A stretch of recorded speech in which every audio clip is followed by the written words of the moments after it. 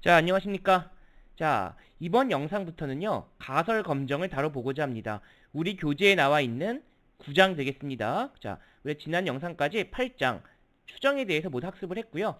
그 추정에 대한 내용을 토대로 해서 9장 가설 검정 한번 살펴보고, 오늘 그 첫 번째 시간으로서 가설 검정의 기본 개념, 그 다음 귀무가설과 대립가설의 차이, 그리고 어떻게 우리가 가설 검정을 하는지 그런 개념들에 대해서 자세히 설명드리고요. 다음 영상부터는 본격적으로 실제 가설 검정 어떻게 하는지 연산하는 거 연습해 보도록 하겠습니다. 자, 가설 검정의 우리 교재에서 가설 검정은 총 4단원으로 구성되어 있습니다. 먼저 9.1에서는 가설 검정 기본 개념에 대해서 말씀을 드리고요. 그 다음 우리가 지금까지 항상 검정이건 추정이 해왔던 건 똑같습니다. 네, 평균, 비율, 그 다음 이제 분산 되겠죠. 예. 그래서 평균 검정, 비율 검정, 모분산 검정, 이렇게 한 3가지 관점에서 제가 가설 검정에 대해서 앞으로 한 3-4번의 영상을 통해 소개해 드리고자 합니다. 자, 오늘 이번 영상에서는요, 첫 번째 9.1 섹션이 되겠습니다. 자, 우리 가설 검정에 대해서 기본 말씀을 드리기 전에 가설에 대해서 한번 보겠습니다. 가설. 자, 가설이란 건요, 이런 거예요. 우리가 어떤 타당성이 있는 이야기를 하고 싶은데 그런 것들이 진짜 과연 그러한지 아닌지를 설정해 놓은 것을 우리는 가설이라고 합니다. 그래서 우리 교재에는 이렇게 좀 써놨어요. 우리가 어떤 주장을 할 때 그 주장의 타당성의 유무를 밝혀야 하는데 주로 우리가 관심 있는 건 모수가 되겠죠. 모수에 대한 주장과 또 반대되는 주장을 가설이라고 하겠습니다. 가설. 영어로는 하이퍼티시스라고 하고요. 바로 이 하이퍼티시스에 대한 검정을 가설 검정이라고 말씀을 드릴 수 있겠습니다. 자, 제가 좀 가벼운 얘기를 한번 시작을 해보겠습니다. 자, 여러분들 혹시 어떤 우리가 재판을 한다, 어떤 죄인을 다룰 때 기본적으로 그 사람이 뭐를 입증하는 겁니까? 무죄를 입증하는 겁니까? 아니면 유죄가 있다는 것을 입증하는 겁니까? 네. 자, 우리는 어떤 가설을 세울 때요, 기본적으로 죄가 없다, 무죄 추정의 원칙을 합니다. 우리가 이번에 어렵게 모수 이런 얘기 하기 전에 우선 기본적으로 우리가 사회에서 생각하는 것도 무죄 추정의 원칙이죠. 즉 어떤 사람이 살인자가 아니다, 이것이 이제 무죄 추정이죠. 다시 말하면 무죄다입니다. 반면에 다른 가설은 살인자다가 되는 겁니다. 자, 우리가 기본적으로 취하는 자세는 어떤 사람을 볼 때 그 사람은 무죄라고 추정합니다. 즉 살인자가 아니다라고 추정을 하는데, 이런 것을 우리가 귀무가설이에요. 귀무가설. 저 뒤에서 나오겠습니다. 미리 좀 설명드리겠습니다. 이 귀무가설은 우리가 기존의 주장을 언급합니다. 기존의 주장을 주로 담고 있습니다. 자, 이렇게 살인자다라고 하는 것은 바로 대립가설이에요. 대립가설. 자, 우리가 어떤 경찰이다 또는 검찰이다 어떤 걸 조사할 때요, 어떤 특정 용의자를 잡았습니다. 그러면 검찰의 역할은 그 용의자의 무죄를 입증하는데 초점이 맞추어져 있는 것이 아니고, 이 사람이 정말 살인 현장에 있었는지 살인자가 명확한지 그것을 밝혀내는 것이 수사의 기본이 되겠죠. 즉 다시 말씀드리면요, 우리는 살인자임을 찾아내는 것이에요. 요 증거를 찾아내는 겁니다. 자, 근데 우리 영화 같은 데서 많이 보이시죠? 분명히 저 사람이 살인자인데 경찰이 또는 검찰이 충분한 증거가 없어서 방면을 합니다. 그러다가 이제 나중에 주인공이 다시 잡아넣기도 하죠.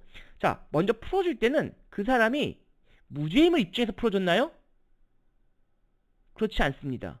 무죄임을 입증한 것이 아니라 살인자라고 하는 명확한 증거를 찾지 못해서 우리는 풀어준 것이에요. 예. 그래서 우리가 기본적으로는 요 살인자다, 대립가설을 입증하기 위해서 가설 검정을 하겠다라는 개념이고요. 기본적으로 우리 가설 검정은 무죄 추정의 원칙을 따른다 하는 부분을 염두에 두시기 바랍니다. 자, 조금 더 통계적인 이야기로 내려오면, 자, 여기 표본의 통계량의 관찰값을 기초로, 자, 만약에 이것이 이제 법적이라고 한다면 표본 통계량의 관찰값이라는 건 결국은 어떤 증거가 되겠죠. 이런 무슨 현장에 있었던 증거라든가 뭐 혈흔이라든가 이런 진술이라든가 이런 게 되겠습니다. 어쨌든 표본 통계량 관찰값을 기초로 해서 모수에 대한 주장의 타당성이나 진위 여부를 판정하겠다 하는 것이 가설 검정이에요. 자, 그렇다면 말이죠. 우리가 여기서 말하는 모수는 뭐가 되겠습니까? 당연히 이제 이것이 기본적인 평균 분산 비율이죠. 무엇에 대한 모집단에 대한 평균 분산 비율에 대해서 내가 새로운 주장이 타당한가 그렇지 않은가를 검정하는 방식을 우리는 가설 검정이라고 말씀드릴 수 있겠습니다. 자, 그래서 제가 이미 말씀드렸지만 자, 여기서 다시 한번 설명해 볼게요. 우리 교재에서는 이런 예를 들고 있습니다. 자, 모바일 앱 분석 업체에서 앱을 설치한 후에 한 번밖에 사용되지 않은 앱의 비율이 예를 들면 20%다. 이게 이제 기본 주장이에요. 그러니까 기본 주장이라는 것은 자기가 알고 있는 그냥 기존에 알고 있었던 내용이란 겁니다. 바로 이 기존의 주장을 우리는 뭐라 그런다? 예, 귀무가설이라고 한다는 겁니다. 즉 거짓이 명확히 규명될 때까지 참인 것으로 인정되는 모수. 그러니까 이거 뭡니까? 우리가 아까 제가 방금 앞에 슬라이드에서 말씀드렸던 것처럼 거짓이 명확히 규명이 된다는 것은 살인자임을 증명될 때까지는 뭐다? 참인 것으로 인정되는, 즉 무죄다. 무죄로 추정하겠다는 겁니다. 제가 이걸 강조하는 이유가 있어요. 많은 교재나 사실 우리 교과서에서도 그런 식의 표현을 쓰고 있는데 귀무가설을 받아들인다라는 표현을 쓰는데요. 사실 그것은 조금 맞지 않는 표현이에요. 그래서 저는 우리 여러분들이 교재에 귀무가설을 받아들인다, 채택한다라는 표현을 쓰고 있는데 제가 이 슬라이드에서는 다 수정을 했습니다. 귀무가설을 기각하지 못한다로 수정을 했습니다. 그 이야기도 좀 이따 다시 한번 해보죠. 어쨌든 우리 기존의 주장을 귀무가설이라고 하고 H0라고 씁니다. 자, 반면에 귀무가설이 거짓이라면 참이 되는 가설, 즉 귀무가설을 부정하는 새로운 가설을 우린 대립가설 Alternative Hypothesis라고 하겠습니다. 그래서 우리가 예제 본다면 우리 지금 기존의 예제는 뭡니까? 앱을 설치했을 때 한 번밖에 사용하지 않는 앱의 비율이 20%라고 했으니까 그것이 그냥 귀무가설이에요. 귀무가설. 그런데 새로운 가설이 있죠. 아니다. 20%보다 크다. 또는 20%보다 작다. 또는 그것은 모르겠지만 적어도 20%라고 이야기할 순 없다. 이렇게 말씀드릴 수 있겠죠. 그렇다면 그때 대립가설 H1은 앱을 사용한 후부터 한 번밖에 사용되지 않는 앱의 비율이 20%가 아니다. 즉 수식으로 본다면 P가 0.2가 아니다. 이렇게 되겠습니다. 자, 그래서 말이죠. 자,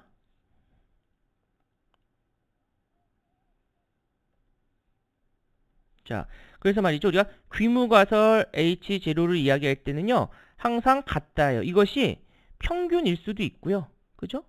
평균이 예를 들면 뭐 10이다. 그죠? 아니면 분산이 뭐 5다. 지금 예처럼 비율이 0.2다. 이렇게 될 수도 있고요. 그때 갖는 대립가설은 평균일 때는 뭐 10보다 크다. 일 수도 있고요. 분산일 때는 5보다 작다. 이렇게 될 수도 있고요. 또는 뭐 비율이 0.2가 아니다. 본 예제처럼 이렇게 이런 식의 결과를 볼 수 있습니다. 즉 우리는 항상 귀무가설은 기존의 주장이에요. 10이다, 5다, 0.2다 이런 식의 이퀄이 들어가고요. 이퀄이 들어가고 그렇지 않은 건 크다, 작다, 다르다가 되겠습니다. 자, 아시겠습니까? 자, 그럼 여기서 퀴즈. 자, 우리가 그러면 실제 귀무가설 검정을 한다는 것은 뮤가 10인 걸 입증하는 걸까요? 다시 한번 우리가 귀무가설을 가설을 검정한다는 것은 뮤가 모평균이 10인 걸 입증하는 겁니까? 예? 그렇습니까? 그거 아닙니다. 그거 아니에요. 그거 아니고요. 이거 하는 게 아니라 요걸 보는 겁니다. 그럼 뮤가 10보다 크다고 해서 모평균을 이거를 기각해서 뮤가 10보다 크다라고 말한다고 해서 기존에 뮤가 10이다? 아닐 수도 있죠. 9일 수도 있습니다. 뮤가 9예요. 또는 뮤가 8이에요. 실제 모집단의 평균은 8이란 말이죠. 그런데 우리가 10보다 크다라고 했을 때 그런 결론 내릴 수 없어. 그렇다고 해서 뮤는 10이다 이렇게 말할 수는 없다라는 겁니다. 없다. 즉 이것의 진위를 우리가 결정하는 것은 아니다 하는 거예요. 주로 우리는 H1이 맞냐 틀리냐를 보겠다라는 개념이다 라는 겁니다. 자, 이 부분에서 많은 혼돈들이 있기 때문에 제가 강조해서 첫 부분에 말씀드리고요.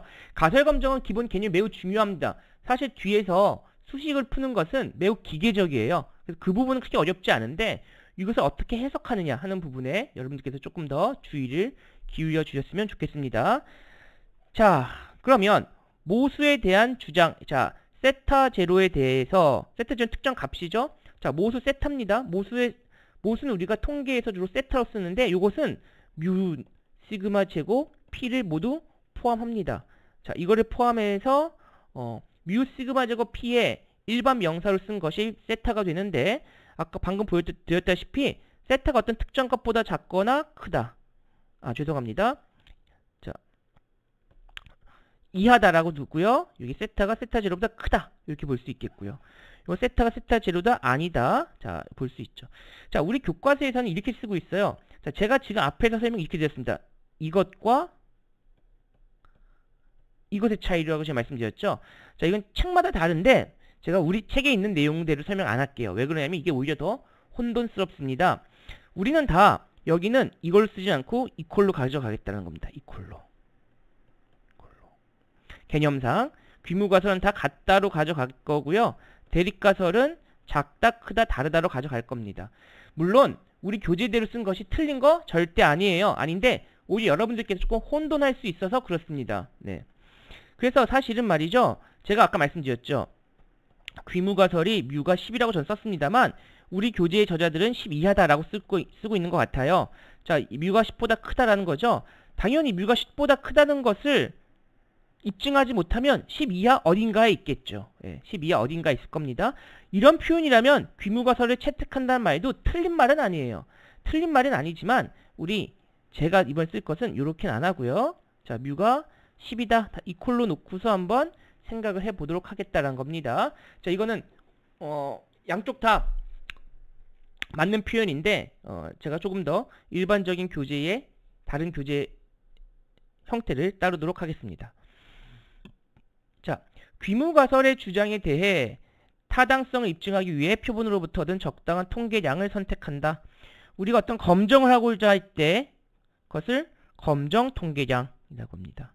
표본으로부터 적당한 통계량을 선택하는데 이걸 우리가 검정 통계량, 테스트 스태티스틱이라고 합니다. 그러면 그때 갖는 하나의 값을 테스트 스태티스틱스 s를 붙여서 검정 통계 값이라고 합니다. 자, 우리가 8장 추정을 배울 때는 추정량에 대해서 배웠죠. 똑같은 개념이에요. 추정할 때는 추정량, 검정할 땐 검정 통계량. 추정할 땐 estimator, tor이라고 썼고요. 통계량은 테스트 스태티스틱 해서 통계량 썼습니다. 어차피 둘 다 확률 변수예요. 추정량이라고 제가 쓴다면 그것은 목적이 추정에 있는 것이고 통계량 또는 검정 통계량을 쓴다는 것은 그것은 목적이 가설 검정에 있다는 차이만 있을 뿐 둘 다 같은 목적으로 쓰이고 있고요. 당연히 이 검정 통계량은 뭐가 됩니까? 네, 확률 변수가 되겠습니다. 확률 변수. 샘플을 통해서 얻어지기 때문에 확률 변수라고 하겠다. 자, 검정 통계량을 이용해서 귀무가설의 주장이 참된 결론을 얻는다면 HO를 기약하지 못한다. 우리는 난리잭 HO. 우리 교과서에는 채택이라는 표현 씁니다만 저는 좀 이렇게 쓸게요. HO를 기약한다. 또는 HO를 기약하지 못한다. 이렇게 두 가지 표현으로만 쓰겠습니다. 자, 즉 달리 말하면 그냥 리젝 H0냐 난 리젝 H0냐. 자, 이렇게 쓰겠다는 겁니다. 자, 만일 대립가설이 참여해요. 이 사람이 살인자예요. 그렇다면 우리는 기약을 하는 겁니다. 무죄란 걸 기약하는 거예요. 예, 귀무가설 그땐 기약합니다. 자, 여기 보시면 기각을 했으니까 세타가 세타 제로보다 크다라는 결론이 내리겠죠. 그러면 그것은 대립가설이 옳다라는 표현입니다. 그래서 이때는 대립가설 채택한다는 표현 돼요? 네, 돼요. 예, H1을 채택한다 가능합니다. 하지만 저는 accept, 채택이란 표현은 가급적 쓰지 않을게요. 우리 딱 하나만 생각합시다. 리젝 H5냐, 난 리젝 H5냐. 이렇게 우리가 좀 구분을 지어서 보겠습니다. 이건 책마다 조금씩 표현이 다른데 우선 저는 그렇게 좀 설명을 드릴게요. 그것이 여러분들이 받아들이는데 조금 더 용이하기 때문입니다. 자, HO의 주장을 기각시키는 영역을 우린 기각력, critical region이라고 합니다. 그래서 이 기각력에 놓여지면 우린 HO를 기각하겠다 라고 하고, 그 경계를 critical value, 임계값이라고 말씀드릴 수 있겠습니다. 자, 그러면 여기 한번 볼게요. 이제 우리가 어떤 가설 검정을 할 때는 오류라는 게 있을 수 있습니다. 오류. 자, 그 1종 오류 또는 1종 과오라고 하고요. 또 2종 오류, 2종 과오라고도 합니다. 오류 또는 과오. 타입 1 에러, 타입 2 에러가 되겠습니다. 이것도 책마다 이런 식의 표현을 쓰고 있습니다. 자, 여러분, 좋은 것은 뭘까요? 귀무가설이 참이에요. 그러면 귀무가설을 채택한다는 표현보다 어쨌든 리젝하지 말아야겠죠? 난 리젝 H5를 하면 잘하는 겁니다. 대립가설이 참입니다. 대립가설 참이면 리젝 H5를 하는 것이 같은 개념으로 쓰겠습니다. 참이에요. 이게 바로 올바른 결정입니다. 자, 이게 올바른 결정 뭡니까? 네, 무죄예요. 무죄면 어떻게 해야 돼요? 방면해야 되죠? 네. 요거는 올바른 결정인데 죄가 있어요. 네, 죄가 있으면 감옥에 가둬야 되죠. 네. 죄 있는 사람 감옥 가두는 건 올바른 결정입니다. 그래서 요런 올바른 결정을 할 가능성을 우리는 뭐라 그러냐? 무죄를 죄가 없다고 방면해주면 요 확률을, 요 가능성을 신뢰 수준이라고 합니다. 네, 신뢰 수준, confidence level이라고 이야기해요. 자, 죄가 있는 사람을 감옥에 보냈죠? 네, 요거 굉장히 잘한 겁니다. 그럼 요거는 우리가 검정력이라고 얘기해요. 네, 검정력. 파워 오브 테스트라고 씁니다. 네, 파워 오브 테스트의 검정력이라고 합니다. 저는 우리 학생들한테 수업 시간에 이거에 그냥 학생들 검정력 대신에 그냥 검거유려 생각하세요 라고 얘기해요. 조금 더 잘 와닿을 겁니다. 죄 있는 사람 잘 잡아넣은 거죠. 경찰이 살인자야 딱 잡아서 잘 넣을 확률, 이거 잘한 겁니다. 네. 자, 반면에 오류가 있을 수 있습니다. 네, 오류. 요건 뭐냐? 자, 요거는 HO가 참이란 건 뭐예요? 이거 무죄예요. 무죄인데 감옥에 집어넣었죠. 네. 검거했습니다. 요거 잘 오류예요. 요거 1.5류 알파라고 하고요. 요거를 유의 수준이라고 이야기합니다. 자, 2종 오류는 그럼 뭘까요? 요건 베타라고 할게요. 베타. 그리고 그럼 요건 뭘까요? 요건 1-베타. 우리 검정력, 검거율은 1-베타가 되고요. 2종 오류는 베타. 1종 오류 유의 수준 알파, 그러면 신뢰 수준 좋은 거죠? 이건 1-알파. 이렇게 말씀드릴 수 있겠습니다. 자, 그래서 이런 개념을 잘 아셔야 된다. 그걸 갖고 다시 한번 볼게요. 자, 실제로 참인 귀무가설을 기각시키지 않음으로써 발생하는 오류를, 기각시킴으로써 발생하는 오류를, 즉 실제로 참이란 거죠. 실제로 참, 이거 뭐예요? 무죄인데 기각시켰어요. 감옥에 가뒀다. 그 오류입니다. 무죄인데 감옥에 가뒀다. 반면에 거짓인 귀무가설입니다. 거짓인 귀무가설 기각하지 못한. 거짓인 귀무가설이니까 뭡니까? 예, 죄가 없다는 게 거짓이라는 것은 살인자라는 얘기죠. 죄가 있는 겁니다. 근데 죄가 있는데 검거하지 못한 거예요. 그냥 풀어준 겁니다. 그 오류죠. 바로 이겁니다. 죄가 있는데 풀어줬다 이런 겁니다. 네. 그것을 2종 오류라고 합니다. 아, 제가 여기 쓰지 않았네요. 잠깐 써보면, 네, 여기는 이제 죄가 있어요. 죄가 있는데 오류죠. 방면한 겁니다. 풀어준 거. 역시 오류다 이런 겁니다. 요게 타입 2 에러. 자, 이렇게 보겠습니다. 자, 이것을 제가 수식으로 표현하면, 자, 여기 보시는 것처럼 이렇게 쓸 수 있어요. 제가 여기 알파를 써놨죠? 자, 여기 HO 기각 기분, 요 조건부 확률입니다. 요 조건부 확률. HO가 참. 귀무가설이 참일 때 기각하는 거예요. 자, 이게 귀무가설이 참이니까 무죄죠? 무죄인데 감옥 보내는 오류. 자, 반면에 베타는 귀무가설 거짓이에요. 귀무가설 거짓이란 건 유죄란 얘기죠. 기각 못하면 풀어줬다는 얘기죠. 방면했다는 얘기입니다. 예. 이게 베타가 되겠습니다. 자, 확실히 이해하시겠습니까? 이 부분 상당히 중요합니다. 그래서 여러분들 타입 1 에러와 타입 2 에러를 잘 구분하실 수 있어야 되겠습니다. 자, 그래서 제가 이미 이 앞에서도 제가 설명을 쭉 드렸는데요. 자, 유의수준과 검정력에 대해서 한번 살펴보겠습니다. 자, 모바일 앱 분석 업체의 주장이 아까 P가 0.2라 그랬죠. 그죠?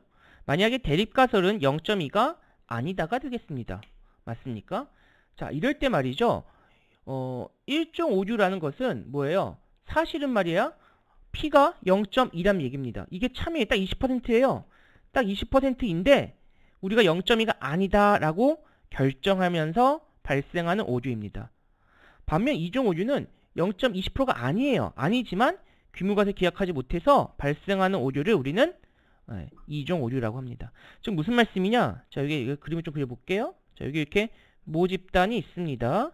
모집단이 이렇게 있고요. 여기에 뭐 굉장히 많은 10만 개 데이터 있다 할까요? 사실 그 중에 딱 2만 명이 20% 이하로 쓰고 있다. 20%로 쓰고 있다는 겁니다. 자, 근데 우리가 샘플링을 했죠. 표본을 이렇게 구했습니다. 표본을 이렇게 구했을 때는 요때는 뭐가 나와요? 얘가 20%니까 P가 0.2라는 귀무가설 진짜 참인데 P햇은 제가 0.15가 나올 수도 있겠고요. 또 0.22가 나올 수도 있겠죠.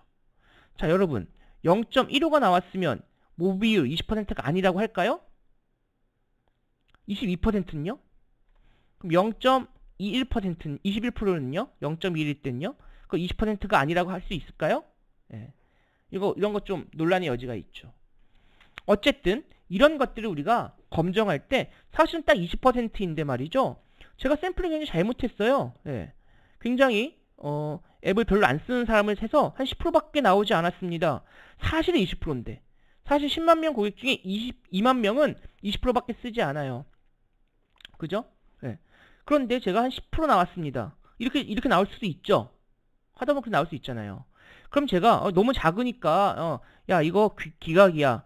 P가 0.2가 아니야. 이렇게 결론 내리는 겁니다. 근데 그거 잘못됐다는 거죠. 그거 잘못됐던 겁니다. 내가 왜 잘못했냐? 샘플링이 사실 잘못된 거예요. 예. 잘못된 겁니다. 그죠? 자, 그런 오류. 반면에 사실은 말이죠. 이 안이요. 20%가 아니라 한 40%예요. 40%.